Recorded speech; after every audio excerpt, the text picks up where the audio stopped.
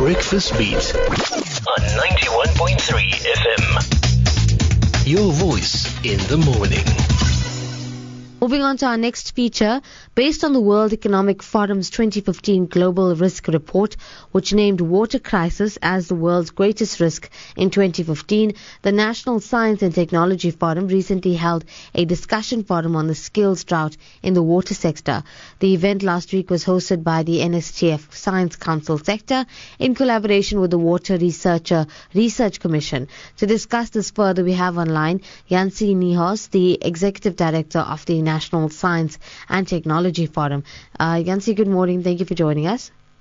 Good morning, and good morning to your listeners. Yes, it's our pleasure to have you. Now, maybe you can tell us, why did you hold this discussion forum, and why is it so important to discuss the challenges of the shortage of water? Well, South Africa is experiencing a water crisis, and people seem to pretend like we're not. But we're a terribly dry country, and it will only get worse. South Africa is also experiencing a skills crisis, which keeps on going, and we don't seem able to solve it.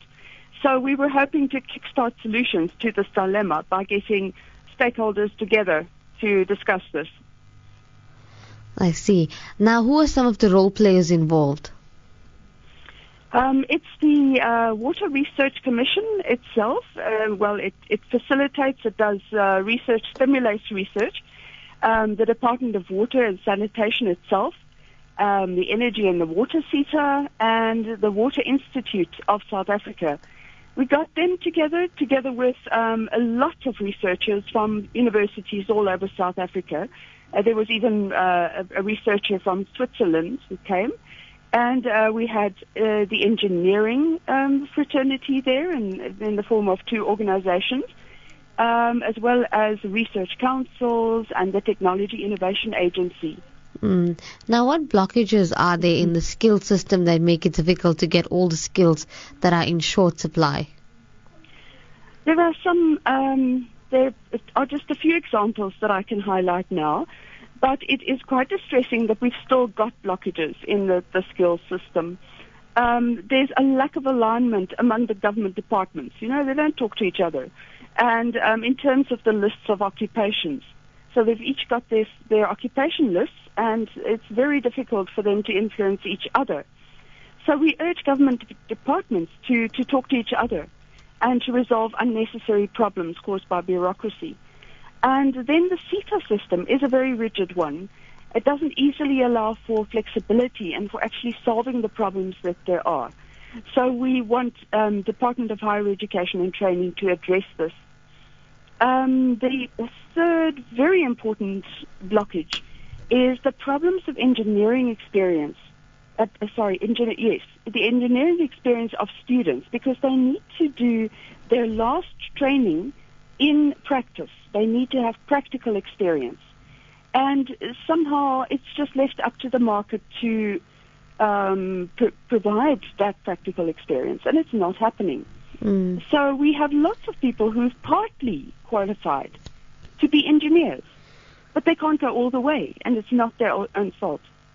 So we urge government especially to create opportunities for these bright young people. They're capable, they can become engineers, but they need to learn on the job. Now, what are you going to do about the outcomes of the discussion forum? Well, we are going to hand a list of recommendations together with a comprehensive report to the relevant government departments, as well as to all the participant organizations in the discussion forum. And we are also publicizing the outcomes of that discussion forum, as I'm doing now. And you can have a look at the presentations and videos on our website. It's nstf.org.za. And there'll be a comprehensive proceedings report there as well, and the list of recommendations. And we welcome listeners to send us their opinions if they have specific concerns in regards with this, or if they just, agree or disagree with us. We would love to hear from them. Perfect.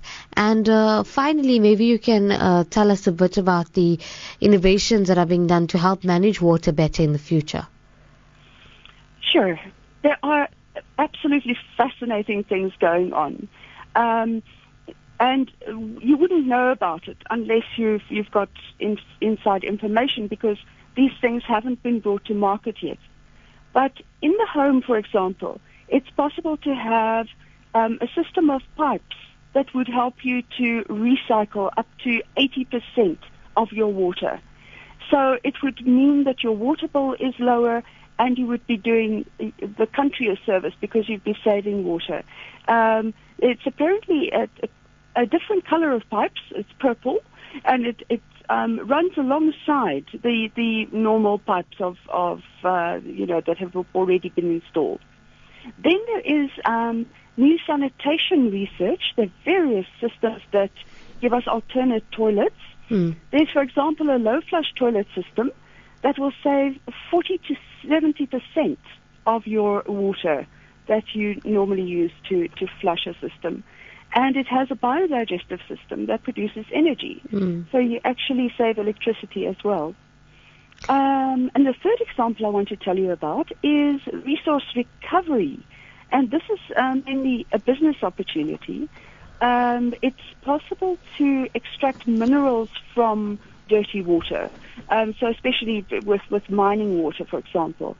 And the minerals are valuable, so they can be extracted and sold. And then the clean water is basically a byproduct, and that could even be, donated to communities.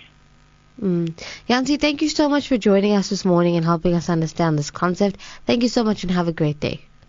It's a pleasure. You too. All right, goodbye. Bye.